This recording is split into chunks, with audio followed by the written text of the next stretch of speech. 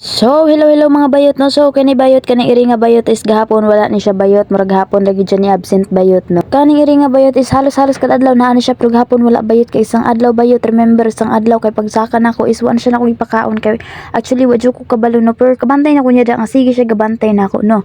Naisa ka adlaw nga napansin ako no nga katong pagsaka nako diri mga alas 9 na sa gabi nilakaw siya ni talikod siya then mur naluoy kaayo ko. Mo tong pagkabuntag akong tanggiat ngan kay akong pakanon. Unya bala nako paabot mga hapon-hapon wa ko kabantay niya diri no. Ganihang buntag is nibalik na siya mao na akong gitagaan og pagkaon akong gipakaon no kay luoy jud kay siya as in. Unya kay paglantaw ako sa iyang tiyan murag naay gatutoy niya no manang gutom kay siya tan-awan ninyo nanay murag gatutoy pero di maklaro kay iyang tutoy diri no. Atong lilion kay mahadlok magupog kumuduol kay nyag maingkitan ta no. Pero akong gitry og hikap kay mura mo gud siya feel nako is butan man gud siya no. Akong gitry og hikap pero mahadlok jud ko no. Kana diha na mga bayot is like nagtrabaho jud siya no murag niingon siya basta as in ma-feel ninyo nga mura siya nagkuan. Akong gitanaw no akong gihikap akong gitry og hikap og mamangit ba di siya mamangit no. Magpaupoy siya pero mahadlok kumihikap sa iyang tiyan akong tapakita ninyo nga nagatutoy niya.